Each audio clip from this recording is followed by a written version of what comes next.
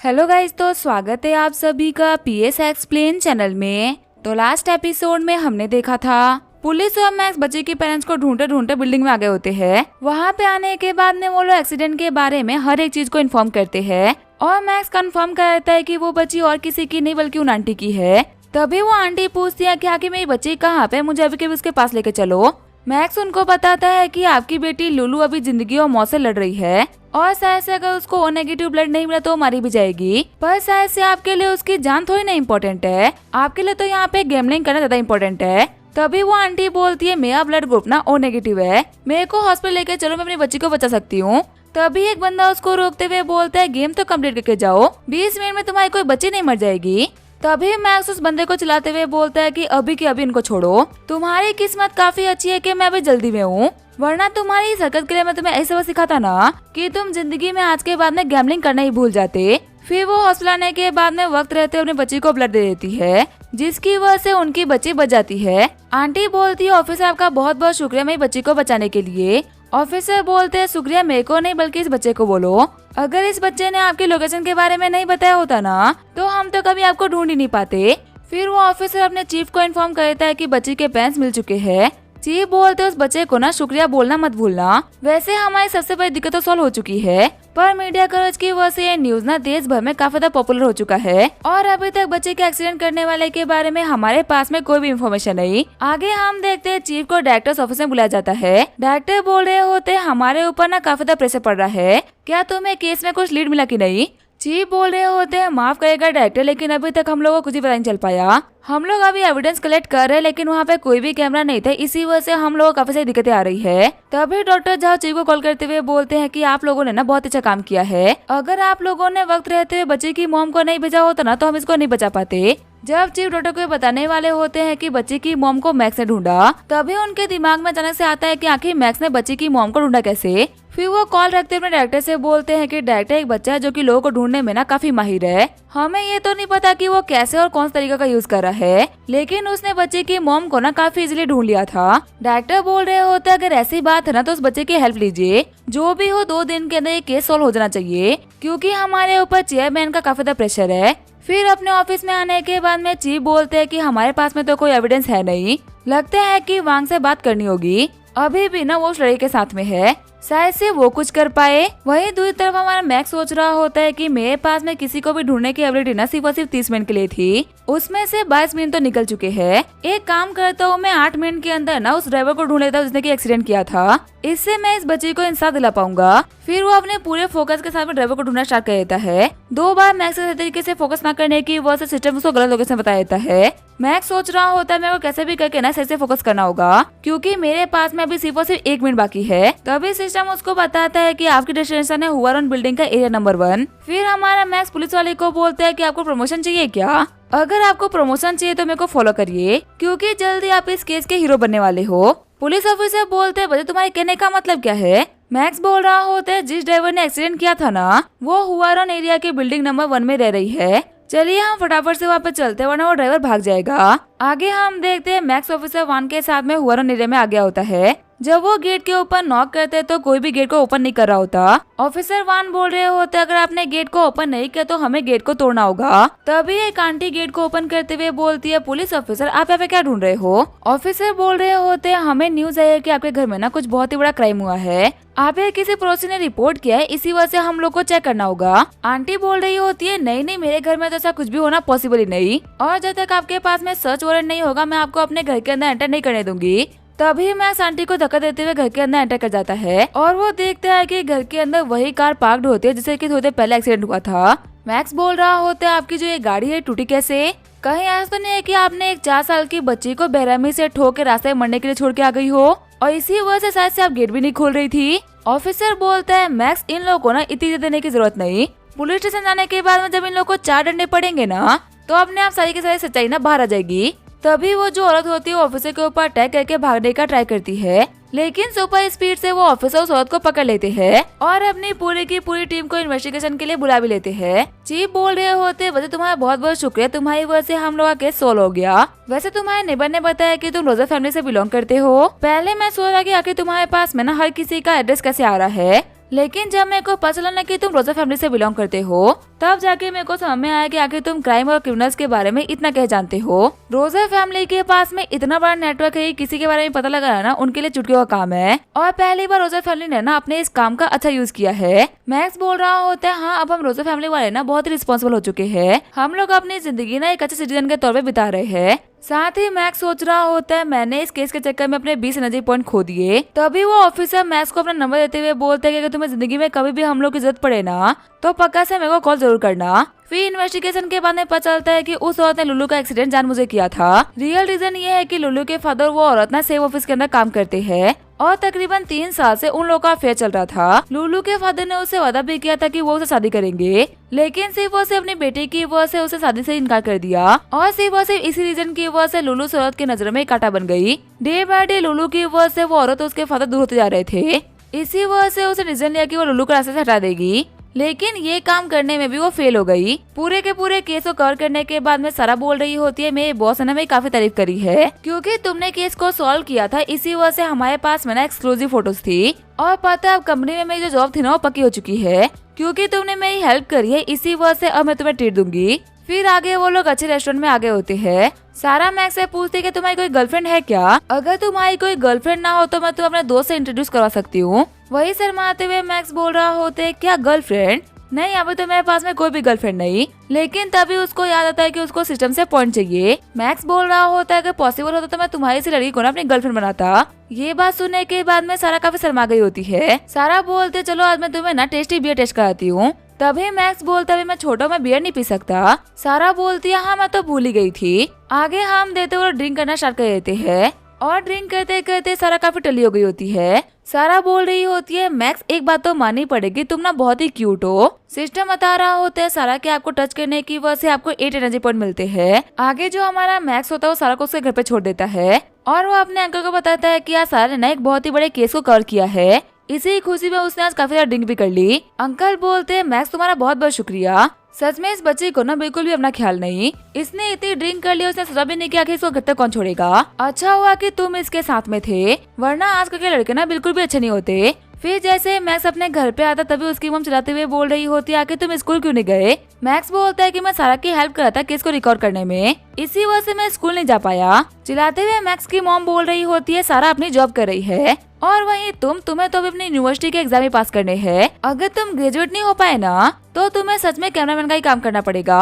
अब जाओ जाके पढ़ाई करो, इन सारे फालतू कामों में ना दिमाग मत लगाओ। मैक्स बोल रहा होता है, क्या फिर ने कॉल करके आपको मेरी कंप्लेंट करी है? ज्यादातर ना वही काम करता है। तभी मैक्स की मॉम बोल रही होती है, नहीं एक लड़की ने कॉल किया था जिसका नाम जिया था, वो मुझसे पूछती थी कि तुम स्कूल क्यों नहीं आए। आगे हमें अगले दिन का सीन दिखाया जाता है। हम देखते हैं मैक्स को जो कि स्कूल आ गया होता है। तभी उसके पास में आते हुए टीचर जैंग बोल रहे होते हैं, मैक्स तुमने कल के टेस्ट को अटेंड नहीं किया था, इसी वजह से तुम चलो मेरे साथ में कल के सारे टेस्ट देने के लिए। जब मैक्स टीचर ऑफिस में बैठ के टेस्ट दे रहा होता है तभी वो देखता है कि सारे टीचर्स की नजर उसी के ऊपर होती है। मैक्स सोच रहा होता है, आखिर ये लोग मेरे को ऐसे क्यों देख रहे हैं? लगता है कि मैं बढ़ते मार्क्स की वजह से ना सभी को मेरे ऊपर शक होना स्टार्ट हो चुका है। लेकिन मैं टीचर, जब तक मेरे पास में चैट जीपीटी सिस्टम है ना, आप लोग पता नहीं लगा सकते कि मेरे इतने कमाल के मार्क्स कैसे आ रहे हैं। फिर वो अपने सिस्टम का यूज करते हुए फटाफट सारे क्वेश्चन को सॉल्व कर देता है। वहीं उसकी खतरनाक स्पीड को देखते हुए टीचर्स काफी ज्यादा शॉर्ट हो गए होते हैं। पेपर को सॉल्व करते हुए मैक्स बोल रहा होता है, इतना आसान पेपर ये तो काफी इजीली सॉल्व हो गया। वहीं टीचर जैंग सोच रहे होते, ये टेस्ट पेपर ना वो नहीं था जो कि कल बच्चों ने दिया था। ये इतना हार्ड टेस्ट पेपर है कि ग्रेजुएट बंदे बिना इसको सॉल्व नहीं कर सकते।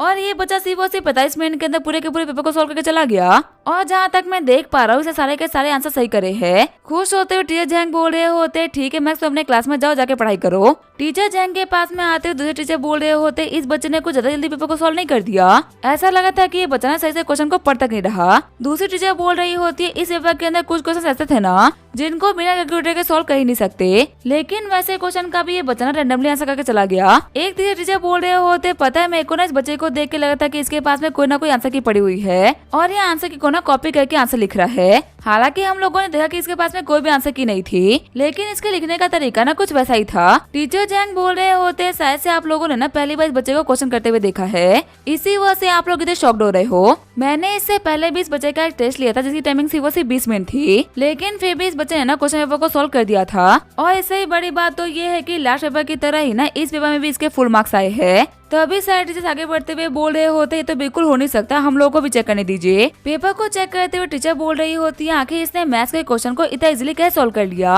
अगर सच में ये बच्चा ना मैथ्स के क्वेश्चन को भी इतना इजीली सॉल्व कर पा रहा है तो मैं बोल सकती हूँ कि हमारे चना को भी ना अपना आंसर मिल चुका है।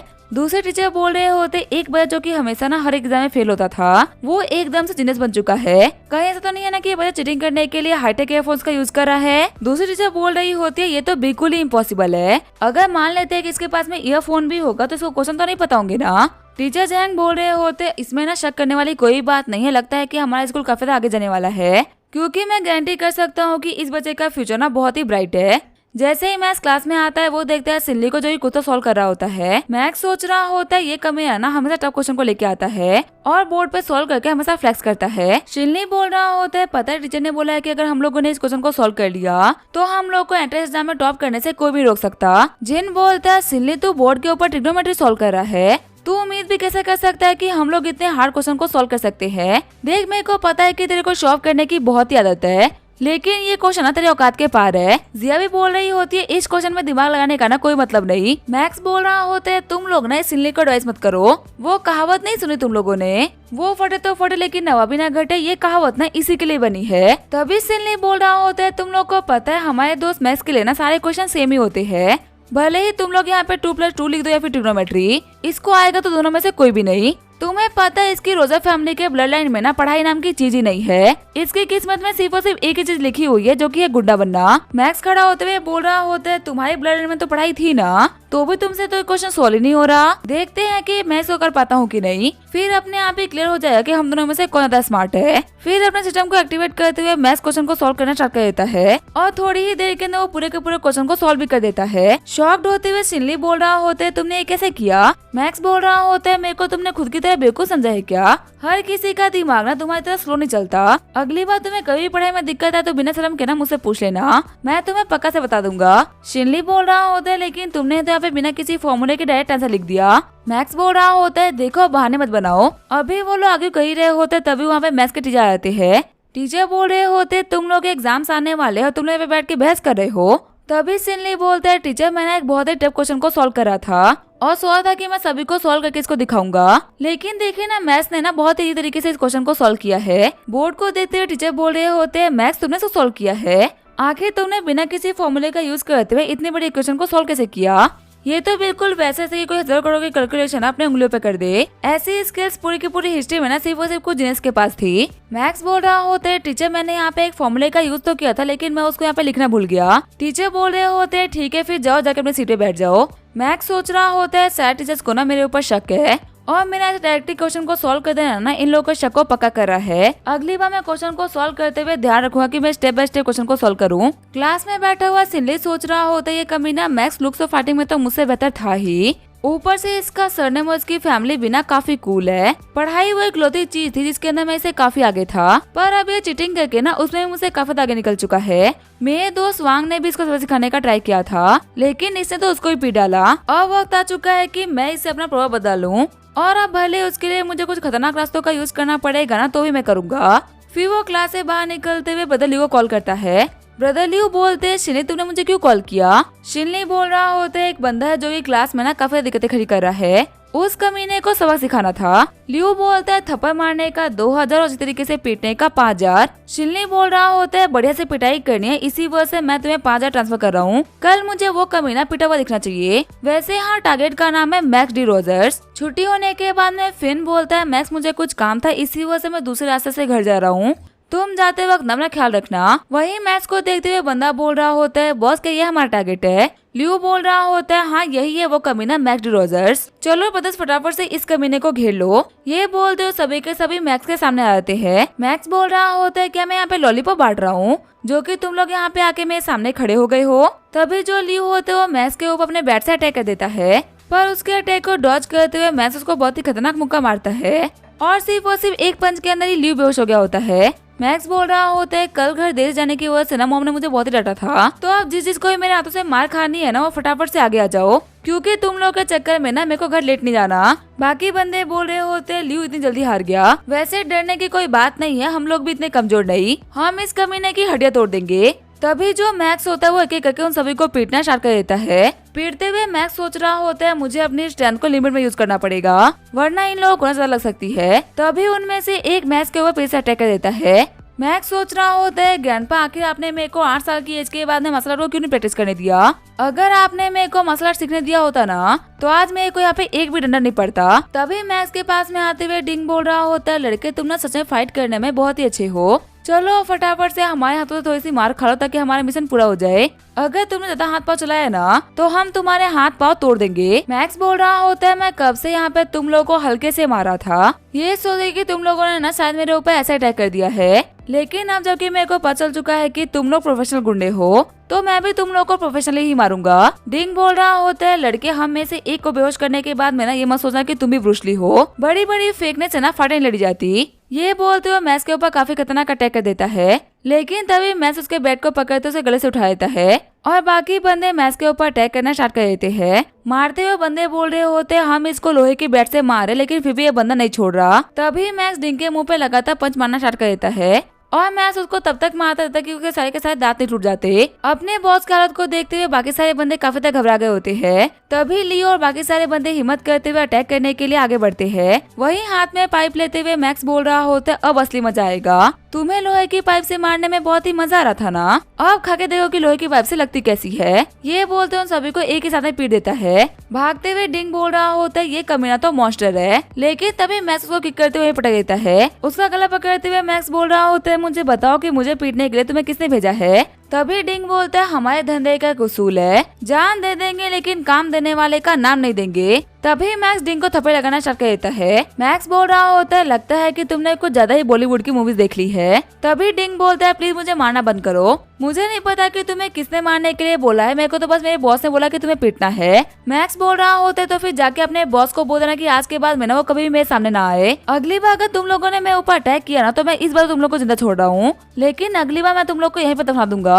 तो इसी वजह से पहले 100 बार सोच लेना उसके बाद में अटैक करना। और हाँ अपने दोस्तों के यहाँ से लेके निकल जाओ इससे पहले कि पुलिस आ जाए। मैं तो रोजा फैमिली से बिलोंग करता हूँ, मैं तो छूट जाऊंगा, पर इतनी कम एज में तुम लोग का फ्यूचर खराब हो जाएगा। ये बोलते हुए हमारा मैच वहाँ चला जाता है। वहीं एक बंदा ल्यू के पास में आते हुए बोल रहा होता है अब हम क्या करेंगे। ल्यू बोल रहा होता है उस कमीने सिल्ली ने हम लोग को बताया नहीं कि हमारी फाइट ना इतने टफ बंदे से हो रही है। उसने तो मुझसे कहा था कि मुझे ना एक पढ़ाकू बंदे को पीटना है, अब 5000 चला तो हमारी इलाज में लग जाएंगे। तभी उसका साथी बोलता है एक बंदे ने हम सभी को पीट दिया, अगर ये न्यूज बाहर फैल गई तो हमारा नाम कितना खराब हो जाएगा ना। ल्यू बोल रहा होता है मेरे पास में काफी अच्छा आइडिया है, इस कमीने मैक्स की किस्मत में ना मार खाना लिखा जा चुका है, अब भले ये काम हम करें या फिर हमारे बॉस। फिर वो डिंग के पास में आते हुए बोलता है तुम ठीक हो ना। डिंग बोलता है लेकिन उस कमीने ने मार मार के मेरे सारे दांत तोड़ डाले। ल्यू बोल रहा होता है चलो तो काफी अच्छा है, अभी हम सभी की कंडीशन ना काफी ज्यादा खराब है, हम फटाफट से मार्शल लियांग के पास में चलते हैं। जब वो देखेंगे ना कि किसी ने उनके साथी को इतनी बुरी तरीके से मारा है तो वो पक्का से हम लोग का रिवेंज लेंगे। बाकी सारे बंदे बोल रहे होते अगर मार्शल लियांग इसके अंदर इन्वॉल्व हो रहे हैं ना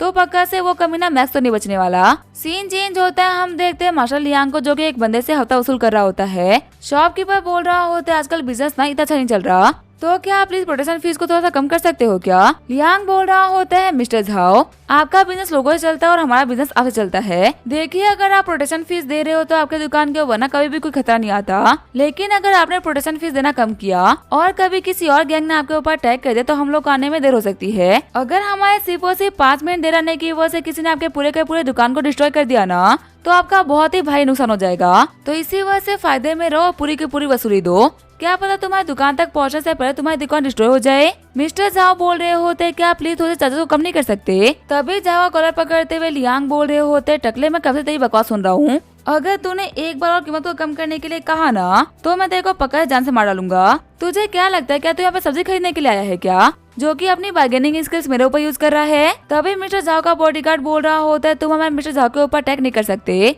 और आखिर यहाँ पे ये कैसी गुंडागर्दी है, क्या यहाँ पे कोई नियम और कानून नहीं है क्या। लियांग बोल रहा होता है यहाँ का नियम भी मैं हूँ और कानून भी मैं हूँ, लगता है ना कि तू इस इलाके में नया है इसी वजह से तेरे को पता नहीं कि मैं इस इलाके का बाप हूँ, अगर मैं टल्ले को मार के यहाँ पे गाड़ भी दूं ना तो भी पुलिस में कुछ भी नहीं बिगाड़ सकती। लियांग को तो गुस्से में देख के झाओ बोल रहा होता है प्लीज हम लोग को माफ कर दीजिए, मैं पूरी की पूरी प्रोटेक्शन फीस देने के लिए तैयार हूँ, प्लीज आप इस बच्चे को माफ कर दीजिए। लियांग बोल रहा होता है अगर मैंने इसको आज माफ कर दिया तो इसकी हिम्मत ना काफी ज्यादा बढ़ जाएगी, इसी वजह से इसकी हिम्मत तोड़नी जरूरी है। ये बोल तो उस बॉडीगार्ड को काफी खतरनाक पंच मार देता है। बॉडीगार्ड की कंडीशन को देखते हुए झाओ बोल रहा होता है मैं प्रोटेक्शन फीस को 10 गुना बढ़ा रहा हूँ, क्या मैं प्लीज अपने बॉडीगार्ड को ऐसे लेके चला जाऊं? लियांग बोल रहा होते अब तुमने कही ना सही बात, अगर तुमने पहले ये कर लिया होता ना तो इस बेचारे को घायल नहीं होना पड़ता। तभी जो कियांग होती है बदल लियांग के कंधे दबाने लगती है। कियांग बोल रही होती है हमारे बदल लियांग को ना इतनी छोटी छोटी बातों पे गुस्सा नहीं होना चाहिए। लियांग बोल रहा होता है गुस्सा करने का मन तो मेरा भी नहीं करता, लेकिन जब कोई पैसे की बात करता है ना तो मेरे को बहुत ही गुस्सा आता है। तभी वहाँ पे लियो उसके बंदे आते हैं।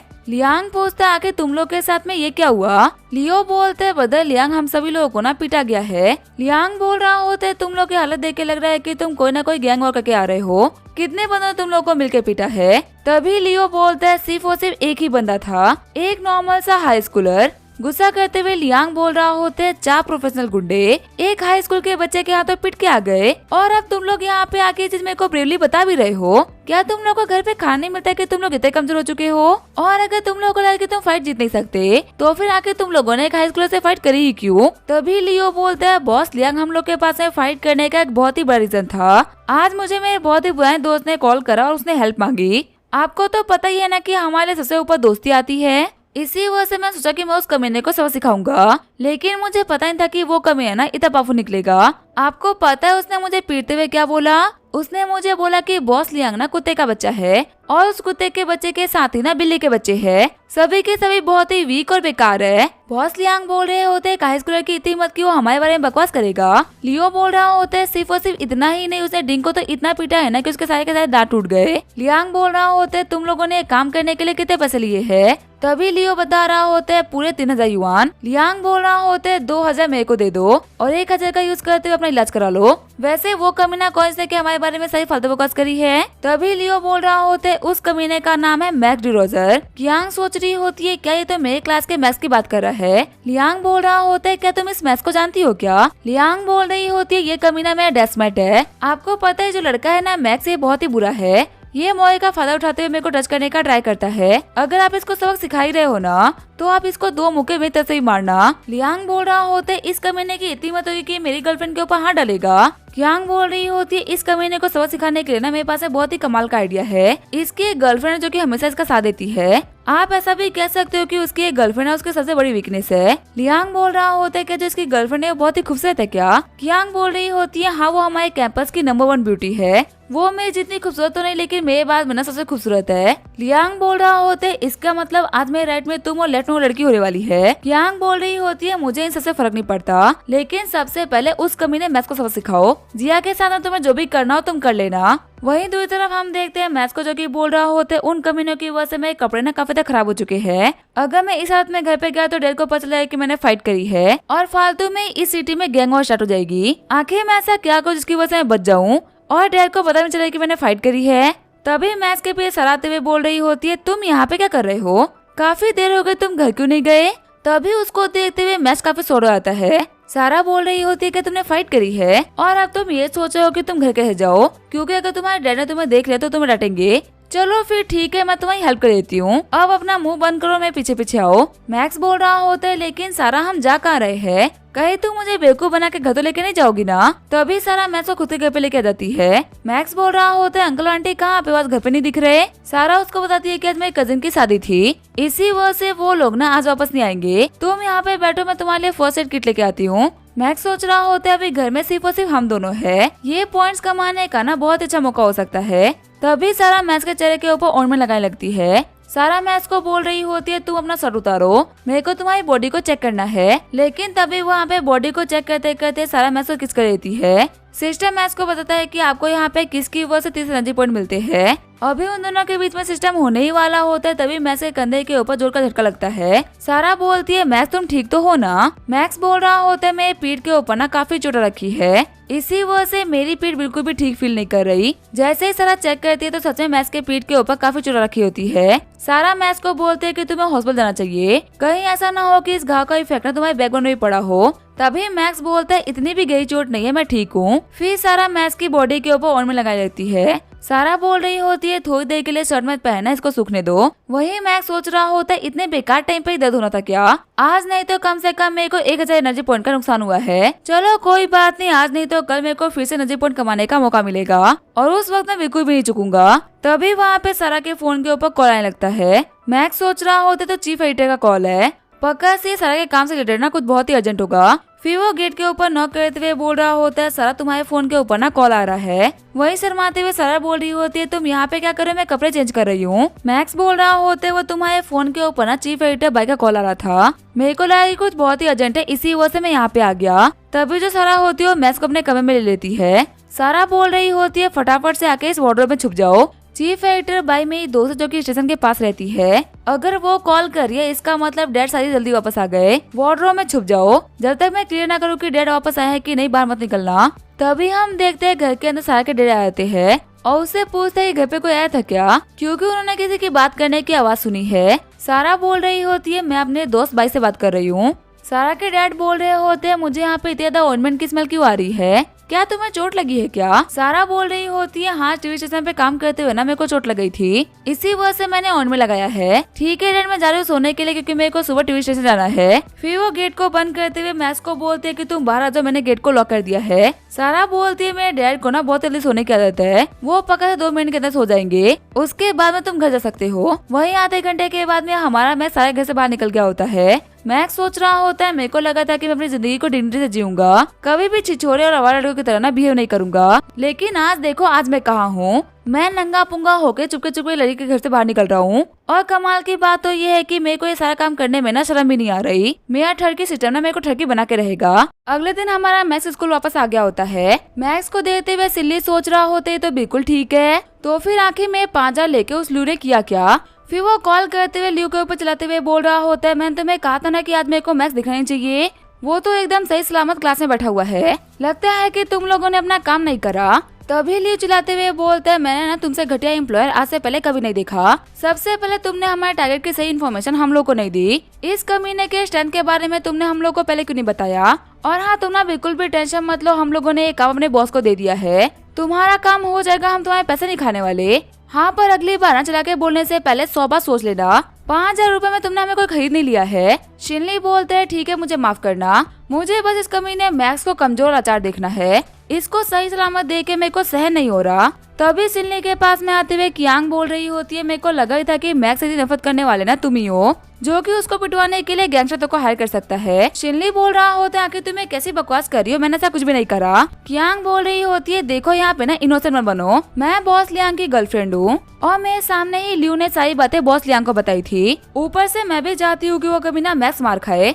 मैंने भी अपनी तरह से लियांग को भड़का दिया ताकि वो उस कमी ने मैक्स को ना इस तरीके से पीट दे, टेंशन मत लो मैक्स नहीं बचने वाला। वहीं दूसरी तरफ हम देखते हैं जिया उसकी दोस्त लंच करने के लिए जा रहे होते हैं। मैक्स उससे पूछते है जिया कि तुम कहाँ जा रही हो, तभी जिया उसको बोलती है मैं लंच करने के लिए जा रही हूँ, क्या तुम मेरे साथ में चलोगे। मैक्स बोलता है नहीं मुझे कुछ काम था। तभी जिया की दोस्त बोल रही होती है मैक्स को ज्यादा ही हैंडसम नहीं हो गया, लगता है कि मैंने कभी नोटिस ही नहीं करा कि हमारे क्लास का सबसे हैंडसम बंदा मैक्स है, ये इतना जेंटल और काइंड है ना कि कभी कभी भरोसा करने मुश्किल होता है कि गैंगस्टर्स की फैमिली से बिलोंग करता है। जिया बोल रही होती है मेरे को क्यों नहीं पता चला कि मैक्स और भी हैंडसम हो चुका है। तभी जिया का मजाक उड़ाते हुए उसकी दोस्त बोलती है इसी वजह से क्योंकि तुम दिन भर ना सिर्फ उसी को देखती रहती हो, इसी वजह से उसके अंदर आए हुए चेंजेस को ना तुम देख ही नहीं पाती, पूरी क्लास में सभी को पता है कि तुम मैक्स को कितना पसंद करती हो। शर्माते हुए जिया बोल रही होती है देखो तुम ये फालतू बातें मत करो, हम सिर्फ और सिर्फ अच्छे दोस्त है। आगे हम देखते स्कूल की छुट्टी हो गई होती है और लियांग के बंदे स्कूल के बाहर वाली गली में उसका वेट कर रहे होते हैं। तभी एक बंदा बोल रहा होता है ब्रदर सैन,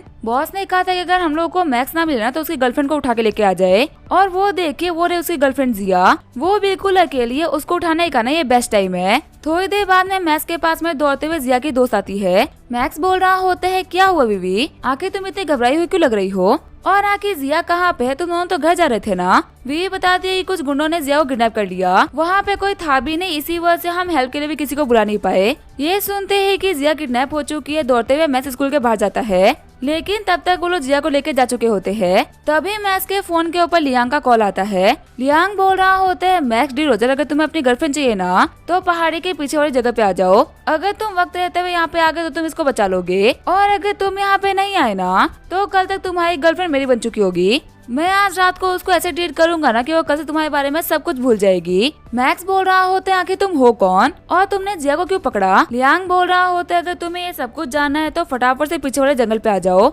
मैक्स सोच रहा होता है पक्का से ये एक ट्रैप है, लेकिन अगर मैंने पुलिस को कॉल करा तो वो लोग ना जिया के साथ में कुछ भी कर सकते हैं। मुझे पता है कि वहाँ पे जाने में खतरा है, लेकिन मेरे को जिया के लिए ना ये खतरा उठाना पड़ेगा। फिर जो हमारा मैक्स होता है वो जंगल में आ गया होता है। मैक्स बोल रहा होता है तुम्हें ऐसा बोला था, मैं बिल्कुल अकेला आया हूँ, अब एक काम करो तुम जिया को छोड़ दो। हंसते हुए लियांग बोल रहा होता है तुम्हें पता है तुमने आने में ना पूरे 15 मिनट लगाए हैं और अब 15 मिनट के अंदर मेरा मन चेंज हो चुका है और मैं तुम्हें यहाँ पे पीटूंगा भी और तुम्हारे सामने तुम्हारी गर्लफ्रेंड के साथ ही मजे करूंगा। तुम्हें पता है मुझे ये काम करने में ना बड़ा ही मजा आएगा। मैक्स सोच रहा होते तो वही लड़के जिनको मैंने कल पीटा था, कल के मुकाबले यहाँ पे ना और भी ज्यादा बंदे हैं। आज मैं बिल्कुल भी फाइट करते वक्त ना होल्ड बैक नहीं कर सकता क्योंकि जिया की जिंदगी की बात है। फिर जो हमारा मैक्स होता है वहाँ पे उन लोगों के साथ फाइट करना स्टार्ट कर देता है। लियांग बोल रहा होता है मैक्स डी सच में तुम फाइट करने में ना बहुत ही अच्छे हो। तुम यहाँ पे 10 बंदों से एक साथ फाइट कर रहे हो, वो भी तब जबकि तुमने कभी मसला ट्रेनिंग भी नहीं करी। उन लोगों को पीटते हुए मैक्स सोच रहा होता अगर मुझे मेरे ग्रैंडपा नहीं रोका होता ना तो मैं तुम्हें दिखाता कि आखिर मसला होती क्या है।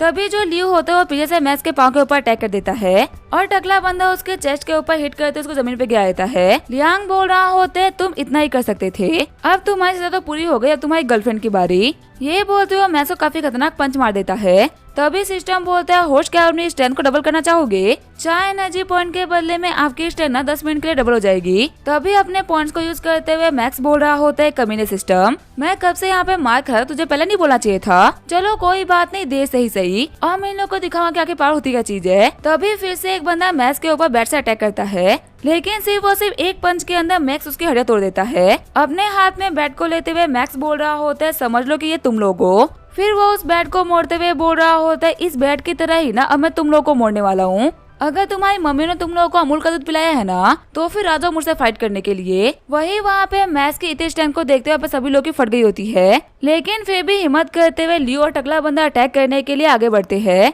लेकिन सिर्फ और सिर्फ एक पंच के अंदर मैक्स उन लोगों को नॉक कर देता है। घबराते हुए लियांग बोल रहा होता है आखिर ये कैसी मॉन्स्टर स्ट्रेंथ है, मैंने पावरफुल तो काफी सारे लोग देखे लेकिन इसके पास में सिर्फ और सिर्फ खड़े होने की वजह से ना मेरे को सांस लेने में काफी तकलीफ हो रही है। ऐसा लग रहा है कि इसकी एनर्जी इतनी डेंस हो चुकी है कि मेरे को घेरे जा रही है। भागते हुए लियांग बोल रहा होता है तुम ऐसे मॉन्स्टर से फाइट करने का ना मेरे को कोई भी शौक नहीं, और वैसे भी मैं अनाथ हूँ इसी वजह से मैंने कभी भी अमूल का दूध नहीं पिया। तभी उसका पीछा करते हुए मैक्स बोल रहा होता है मेरी जिया के साथ में ऐसा बिहेव करने के बाद में तुम भागने की सोच रहे हो। मैक्स उसका पीछा कर ही रहा होता है, तभी वो अपने कार के अंदर बैठते हुए मैक्स को ठोकने का ट्राई करता है। लियांग बोल रहा होता है भले ही तुम कितने ही पावरफुल क्यों ना हो जाए लेकिन तुम कार को तो नहीं रोक सकते ना। लेकिन सिर्फ और सिर्फ एक अटैक के अंदर मैक्स लियांग के कार की डिक्की खोल देता है। लियांग को बाहर निकालते हुए मैक्स बोल रहा होता है जिया कहाँ है? तभी लियांग बोलता है कि वो गाड़ी की डिक्की में है। जिया के पास में जाते हुए मैक्स जिया को गाड़ी से बाहर निकाल लेता है। मैक्स बोल रहा होता है मुझे माफ करना, तुम्हें काफी परेशानी हुई। तभी सिस्टम बताता है होस्ट आपके 4 मिनट पूरे होते हैं। मैक्स जिया को बोल रहा होता है जिया तुम प्लीज घर वापस चले जाओ, उन कमीनों को सबक सिखाना ना बहुत ही इम्पोर्टेंट है, वरना वो फिर से तुम्हारे ऊपर अटैक करने के लिए वापस आएंगे। वह तो वो लोग भाग गए थे लेकिन वो लोग ना ज्यादा दूर नहीं गए होंगे। जिया बोल रही होती है मैक्स प्लीज मत जाओ। मैक्स बोल रहा होता है ठीक है चलो मैं तुम्हें फिर से स्कूल लेके चलता हूँ, वहाँ पे अपने कपड़े ठीक करने के बाद में तुम अपने घर वापस चले जाना। जब वो लोग वापस स्कूल आते हैं तो मैक्स जिया को बोल रहा होता है तुम अपने घर ना अपने दोस्तों के साथ ही जाना, अकेले जाने में बहुत ही खतरा है। वही हम देखते हैं विवी ने जिया के और भी काफी सारे दोस्तों को स्कूल बुला लिया होता है। जिया के दोस्त बोल रहे होते तो काफी अच्छी बात है कि जिया बिल्कुल ठीक है, फटाफट से वापस क्लास में आ जाओ, टीचर शायद से स्कूल में ये कहीं वो तुम लोग को देख ना ले। तभी उसके पास में आते हुए टीचर सन बोल रहे होते वहीं पे रुको, बच्चों आखिर तुम इतने क्लोजली क्यों खड़े हो? टीचर सन बोल रहे होते मेरे को लगा था कि ये नॉर्मल बच्चे होंगे लेकिन इनमें से एक मैक्स है जो कि हमारे स्कूल का जीनियस है, वहीं दूसरी है जिया जो कि हमेशा अपने क्लास में टॉप करती है। इतने ब्रिलियंट बच्चों को मैं पनिश नहीं कर सकता, पर आखिर ये लोग इतने क्लोज क्यों है? फिर टीचर सन चलाते हुए बोल रहे हो तो तुम लोग को पता है ना कि तुम लोग स्कूल में बॉयफ्रेंड गर्लफ्रेंड नहीं रह सकते। अच्छे स्कूल आने का मतलब ये नहीं है कि तुम लोग स्कूल में सब कुछ करोगे। तभी मैक्स बोल रहा होता है टीचर सन आप ना हम लोग गलत समझ रहे हो, मैंने जिया को इसी वजह से पकड़ रखा क्योंकि उसको चोट रखी है। टीचर सन बोल रहे होते क्या जिया को चोट आई है? फटाफट से इसको लेकर तो मेडिकल रूम में जाओ। तभी जिया को गोद में लेते हुए मैक्स बोल रहा होता है चल नहीं सकती इसी वजह से मुझको इसको गोद में लेना होगा। टीचर सन बोल रहे होते सच में इंजर्ड तो है ना, कहीं ऐसा तो नहीं है कि तुम मुझे बेवकूफ बना रहे हो? फिर जिया को उठाते हुए मैक्स फटाफट से मेडिकल रूम में भाग जाता है। टीचर सन बाकी सारी लड़कियों को बोल रहे होते स्कूल खत्म हुए पूरे के पूरे 4 घंटे बीत चुके हैं, आखिर तुम लोग अभी तक यहाँ पे क्या कर रही हो, जाओ फटाफट से अपने अपने घर जाओ। वहीं जिया को मेडिकल रूम में लाने के बाद में मैक्स बोल रहा होता चलो मैं फटाफट तुम्हारा फर्स्ट कर देता हूँ। जिया बोल रही होती है मैक्स क्या तुम्हें फर्स्ट करना आता है। मैक्स उसको बताता है कि जब वो छोटा था ना तब वो मार्शल आर्ट को प्रैक्टिस किया करता था और मार्शल आर्ट को प्रैक्टिस करते हुए ना कभी कभी उसको चोट लग जाती थी। तब उसे ग्रैंडपा ने उसको बताया था कि खुद को हील करने के लिए ना कैसे फर्स्ट एड करते हैं। वो जो अभी ऑइंटमेंट लगाएगा ना उससे थोड़ा बहुत जलन सा फील होगा लेकिन कुछ देर में सब कुछ ठीक हो जाएगा। वही जो दूसरी तरफ टीचर सन होते वो क्लास में आ गए होते हैं और उन्होंने जिया के चोट के बारे में टीचर जैंग को बता दिया होता है। टीचर जैंग बोल रहे होते आपको पता है मैंने सुना है कि मैक्स के ऊपर कुछ बाहर के गैंगस्टर्स ने अटैक किया था, पक्का से जिया के चोट का वास्ता ना उन्हीं गैंगस्टर से होगा। तभी टीचर टियान पूछती है टीचर सन आखिर आप कैसे गैंगस्टर्स और चोट के बारे में बात कर रहे हो, क्या मैक्स को चोट लगी है क्या। टीचर सन बताते हैं मैक्स को नहीं बल्कि जिया को चोट लगी है। मैक्स जिया को लेके मेडिकल रूम के अंदर गया है पर देखने में तो मैक्स की हालत बिना काफी तक खराब लग रही थी। टीचर तियान बोलती है वो दोनों ही बच्चे ना पढ़ने में बहुत ही अच्छे हैं, ऐसे बच्चों का इंजर्ड होना ना हमारे स्कूल के लिए बिल्कुल भी सही नहीं। एक काम करिए आप दोनों घर जाइए क्योंकि बहुत ही लेट हो चुका है। मेरे घर पे तो कोई भी नहीं है, इसी वजह से अगर मैं थोड़ी लेट भी जाऊंगी ना तो भी कोई बात नहीं, मैं इन दोनों बच्चों को घर भेजने के बाद में घर चली जाऊंगी। तभी दोनों टीचर बोलते हैं आपका शुक्रिया मिस टियान, हमें तो लगा था कि इन बच्चों के चक्कर में ना आज हम लोग को और भी यहाँ पे रुकना पड़ेगा। फिर जैसे ही मिस टियान मेडिकल रूम के बाहर आती है उनको अंदर से बहुत ही अजीब अजीब आवाज आ रही होती है। जिया बोल रही होती है मैक्स मुझे ना बहुत ही दर्द हो रहा है। वही मैक्स बोल रहा होता है बस 2 सेकंड रुको मेरा काम हो गया। शर्माते हुए मिस टियान गेट खोलती है और बोलती है कि तुम लोग यहाँ पे कर क्या रहे हो। तभी वो देखती है कि मैक्स तो जिया को ऑन में लगा रहा होता है, यहाँ पे ऐसा कुछ भी नहीं हो रहा होता जैसे कि वो सोच रही थी। चिढ़ते हुए मिस टियान बोल रही होती है मैक्स तुमने ऐसा भी क्या कर दिया जिसकी वजह से जिया को चोट लग गई। मैक्स बोल रहा होता है चोट जिया को लगी और आप शक मेरे ऊपर कर रहे हो। मिस टियान बोल रही होती है फटाफट से खड़े हो जाओ, मैं तुमसे इसी वजह से पूछ रही हूँ क्योंकि मेरे को पता है कि जिया को चोट ना तुम्हारी वजह से आई है। फिर वो उसके शर्ट को ऊपर करते हुए बोल रही होती है मेरे को तो ये भी पता है कि यहाँ पे जिया ज्यादा इंजर्ड ना तुम हो। फिर वो उसके शर्ट को उतारते हुए बोल रही होती अब तुम यहाँ पे फटाफट से बैठ जाओ, मैं तुम्हारा फर्स्ट एड कर देती हूँ। जिया सोच रही होती आखिर मेरे को मिस टियान से इतनी जल्दी से क्यों फील हो रही है। वही ऑइंटमेंट में लगाने के बाद में मिस टियान बोल रही होती है तुम खड़े हो जाओ, मेरे को तुम्हारे पाँव को भी चेक करना है। लेकिन तभी वो देखती है कि जो मैक्स है वो सो गया है। मिस टियान बोल रही होती है काफी ज्यादा थक गया था इसी वजह से बैठे बैठे सो गया। फिर जब मैक्स की आंखें खुलती है तो वो देखता है कि आधी रात हो गई होती है। घर जाते हुए मैक्स सोच रहा होता है लगता है कि मैं काफी ज्यादा थक गया था इसी वजह से मैं सो गया। तभी उसको दिखता है कि सेम रास्ते से सारा भी जा रही होती है। सारा के पास जाते हुए मैक्स बोल रहा होता है तुम्हारी टीवी स्टेशन की अभी छुट्टी होती है क्या। सारा बोल रही होती है पर तुम्हारे स्कूल की छुट्टी तो बहुत ही पहले हो गई थी, आखिर तुम अभी तक स्कूल ड्रेस में कैसे हो। तभी मैं सारा को देखते हुए बोल रहा होता है आखिर तुम इतने कमाल के ड्रेस में कहाँ जा रही हो। सारा बोल रही होती है सिर्फ और सिर्फ ड्रेस ही कमाल की या फिर मैं भी अच्छी लग रही हूँ। मैक्स शर्माते हुए बोल रहा होता है तुम तो बिना कपड़ों के बिना बहुत ही कमाल की लगती हो। तभी सारा उसको बोलती है कि ठीक है तुम घर जाओ, अपने दोस्त के साथ में पार्टी में जा रही हूँ। मैक्स बोल रहा होता है तुम्हारी जो दोस्त है वो लड़का है या फिर लड़की। सारा बोल रही होती है अगर लड़का हुआ तो कहीं हमारे लिटिल मैक्स को जलन तो नहीं हो रही ना। मैक्स बोल रहा होता है नहीं ऐसी बात नहीं है, ऐसे कपड़ों में ना तुम किसी को भी पसंद आ सकती हो। तभी सारा बोल रही होती है मेरी दोस्त ना आने ही वाली है, तुम खुद ही देख लेना कि वो लड़का है फिर लड़की। थोड़ी ही देर में उन लोगों के पास में आके करारी कार रुकती है। शॉक्ड होते हुए मैक्स बोल रहा होते है तो करारी कार है, मुझे कभी नहीं लगा था कि मेरे नेबर के दोस्त ना इतने अमीर होंगे। तभी गेट खुलता है एक लड़की बोल रही होती है सारा लेटाने के लिए माफ करना। वही मैक्स बोल रहा होता है चलो ये तो एक लड़की है। सारा की दोस्त पूछती है सारा ये कौन है। सारा बताती है कि ये मेरा पड़ोसी है मैक्स डी रोजर्स। मैक्स उन दोनों से पूछता है कि आखिर इतनी रात को तुम दोनों कहाँ जा रही हो। सारा की दोस्त बोल रही होती है लगता है कि लिटिल मैक्स को ना खुद से बड़ी 2 लड़कियों की बहुत ही टेंशन हो रही है, अगर ऐसी ही बात है तो तुम हमारे साथ में चल सकते हो, मैं तुम्हें दिखाऊंगी बड़े लोगों की जिंदगी ना कैसी होती है। मैक्स सोच रहा होता है इतनी रात को अकेले बाहर जाना बिल्कुल भी सेफ नहीं, वैसे ही मैंने घर पे बोला था कि मैं लेट आऊंगा तो मैं सारा के साथ में जा सकता हूँ। ये बोलते हुए मैक्स गाड़ी में बैठ जाता है। सारा की दोस्त बोल रही होती है अपनी सीट बेल्ट ना अच्छे से बांध लेना बच्चे, क्योंकि अब इसकी स्पीड ना काफी बढ़ने वाली है। फिर वो बहुत ही स्पीड के साथ अपनी गाड़ी को चलाना स्टार्ट कर देती है और जल्दी वो लोग अपने डेस्टिनेशन में पहुंच जाते हैं। सारा की दोस्त बोल रही होती है गाड़ी तो कब की रुक गई और तुम अभी तक अंदर बैठे हुए हो, लगता है कि तुम्हें ज्यादा स्पीड की आदत नहीं। जब मैक्स वहाँ पे उतरता है तो वो देखता है कि पार्किंग लॉट में काफी सारी लग्जरी कार पार्क होती है। मैक्स पूछता है सारा की ये कौन जगह है। सारा बताती है कि तुम्हें वो सामने लड़का दिख रहा है, वो इस पूरी सिटी का ना सबसे अमीर बंदा है चैन चूटियान।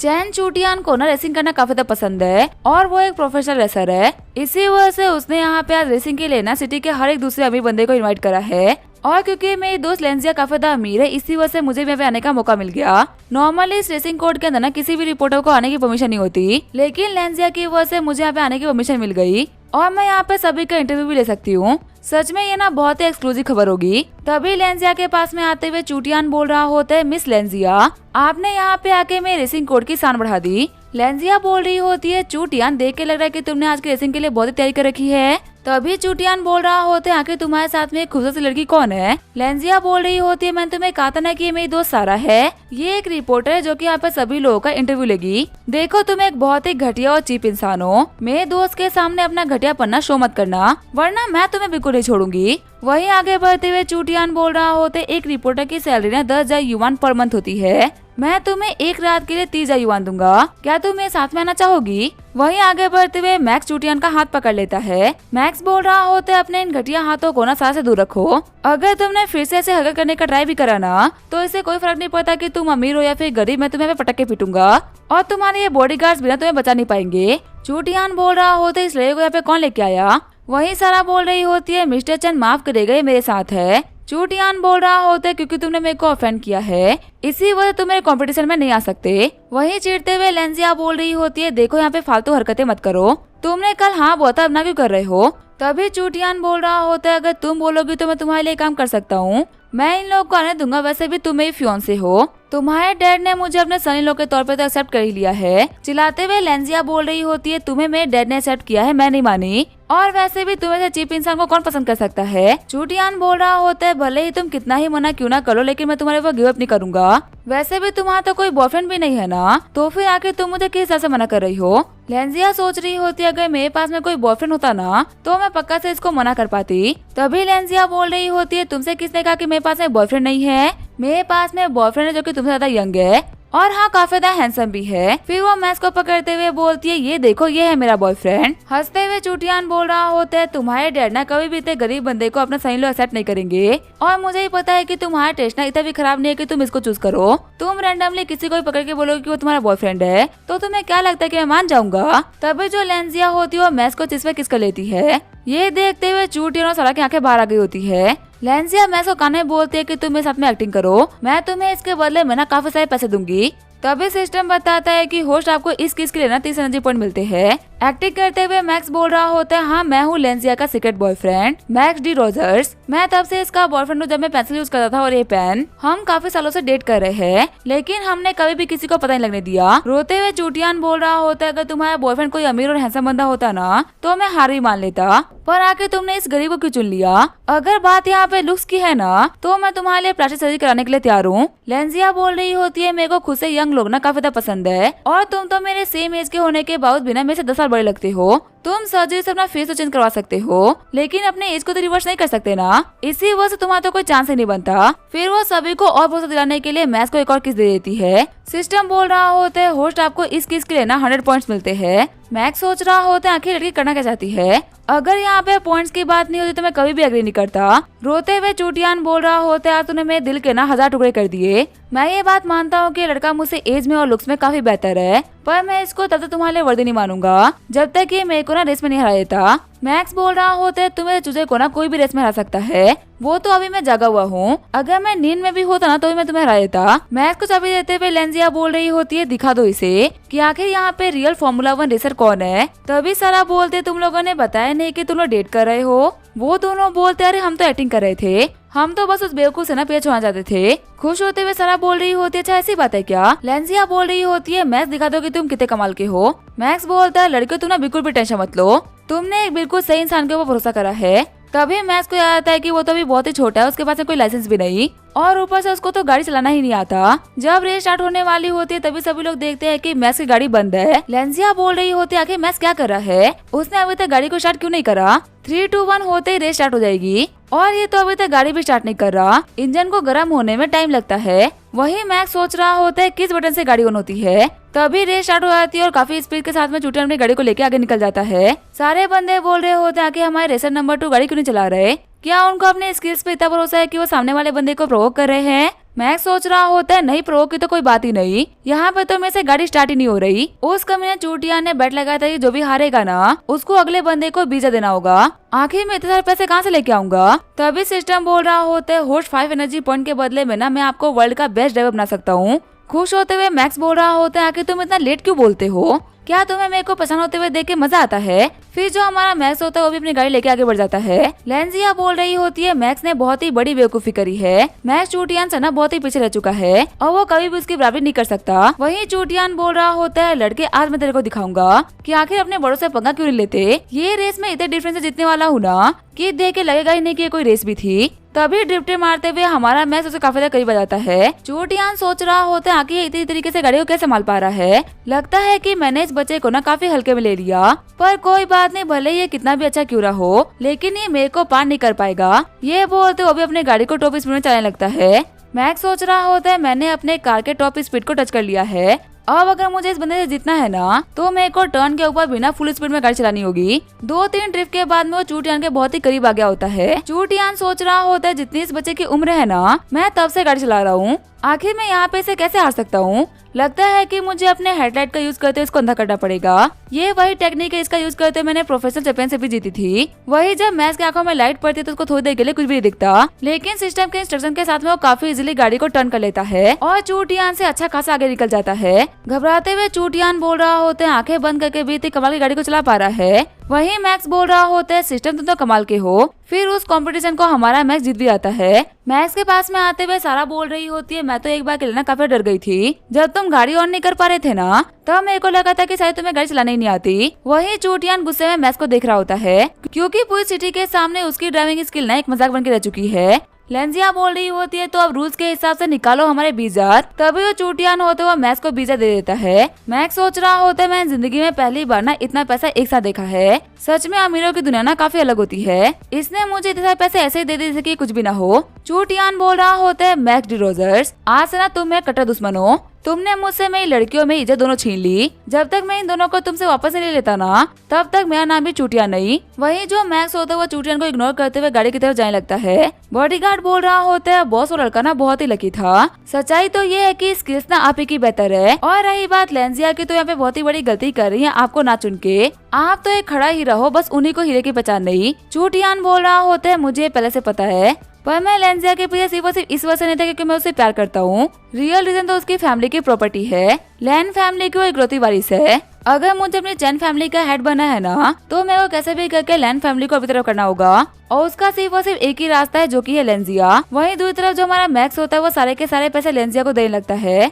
लेंजिया बोल रही होती है मैक्स क्या करूंगी, इन पैसों को तुमने जीता, ये पैसे तुम्हारे हैं। शॉक्ड होते हुए मैक्स बोल रहा होता है लेकिन इतने पैसे का मैं क्या करूंगा। लेंजिया बताती है कि तुम इसको रख लो, अगर तुम इसको नहीं रखोगे ना तो मेरे को बहुत ही बुरा लगेगा। अपने जेब में पैसे रखते हुए मैक्स सोच रहा होता है मैंने सिर्फ और सिर्फ आज तक सुना था कि जेब में पैसा रखने की वजह से ना जेब गर्म हो जाती है, लेकिन आज पता चल रहा है कि जेब सिर्फ और सिर्फ गर्म ही नहीं होती बल्कि भारी हो जाती है। फिर लेंजिया बोल रही होती है मैक्स कैसा रहेगा कि तुम हम दोनों खूबसूरत लड़कियों को ना खुद घर छोड़ो। मैक्स सोच रहा होता है मेरे को तो ड्राइविंग सिर्फ 30 मिनट के लिए आई थी, अब तो मैं उसको भूल गया और एक बेकार चीज के ऊपर ना मैं 5 मिनट खर्च नहीं कर सकता। मैक्स बोलता है मेरे पास मेरा लाइसेंस नहीं है और तुम्हारी जो गाड़ी है वो करारी कार है, अगर इतनी महंगी गाड़ी को बिना लाइसेंस वाला बंदा चलाएगा ना तो तुम्हारा चालान भी उतना ही लंबा कटेगा। साराई बोल रही होती है हाँ लेंजिया हम काफी थक चुके हैं, मैक्स भी घर नहीं गया था इसी वजह से हम लोग को चलना चाहिए। लेंजिया बोल रही होती है जैसा तुम लोग बोलो, वैसे अगली बार तुम ऐसे मिलने के लिए जब भी आना ना मैक्स को पक्का से लेके आना। फिर जो लेंजिया होती है वो उन लोगों को उनकी बिल्डिंग के पास में ड्रॉप कर देती है।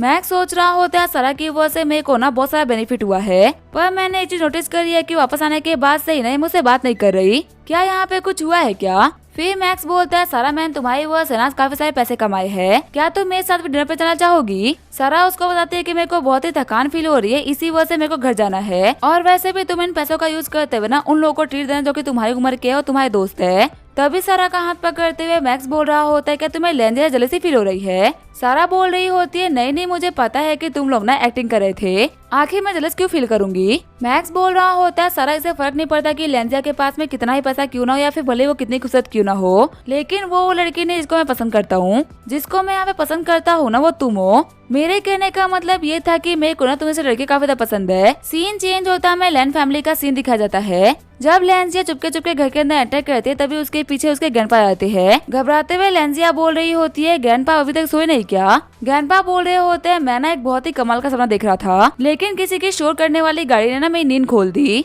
लेंजिया बोल रही होती है कौन है वो बेवकूफ जो कि इतनी रात को इतनी खटारा गाड़ी को यूज कर रहा है। ग्रैंडपा बोल रहे होते उस खटारी सी गाड़ी को ना तुम यूज करती हो, वैसे थोड़ी देर पहले मेरे को चूटिया ने कॉल किया था। चलो फटाफट से बताओ कि आखिर मैक्स डिरोजर कौन है। लेंजिया बताती है ग्रैंडपा वो कोई भी नहीं, वो सिर्फ एक दोस्त है, मैं तो बस चूटियन का मजाक उड़ा रही थी। ग्रैंडपा बोलते इसका मतलब तुम चूटियन का टेस्ट ले रही थी, लगता है कि तुम फाइनली मेरी बात को मान गई और अब तुम चूटियन शादी करने के लिए तैयार हो। फिर वो कॉल करते हुए बोलते हैं कि सही तैयारी करी जाए। तभी लेंजिया बोल रही होती है ग्रैंडपा रुके, मैं तो झूठ बोल रही थी, मैक्स मेरा बॉयफ्रेंड है और उसी की वजह से मैं चूटियन शादी के लिए नहीं मान रही। तभी ग्रैंडपा बोल रहे होते हैं बताओ उस मैक्स के पास में ऐसा भी क्या है जो कि वो हमारी फैमिली का सन इन लॉ बनने के काबिल है। चूटियन ने बताया कि वो तो एक बहुत ही यंग स्टूडेंट है जो कि अभी तक स्कूल में है, क्या तुम्हें लगता है कि वो लड़का हमारी फैमिली के हेरिटेज को संभालेगा। लेंजिया बोलती है मुझे इसके बारे में तो नहीं पता।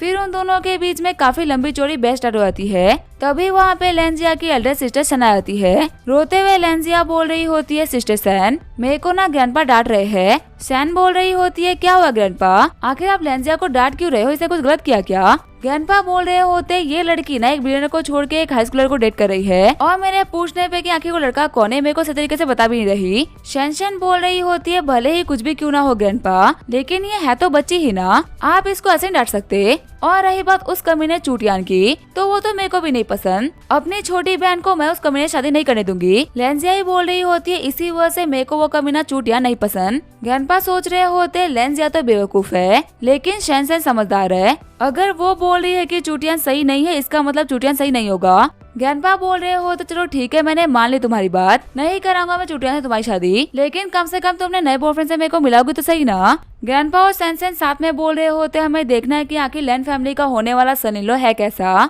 वहीं लेंजिया सोच रही होती है माफ करना मैक्स, लेकिन अब ना तुम दो डिमन के बीच में फंस चुके हो, अब इसका क्या होगा हम देखेंगे नेक्स्ट एपिसोड में। तब तक के लिए वीडियो देखने के लिए थैंक यू।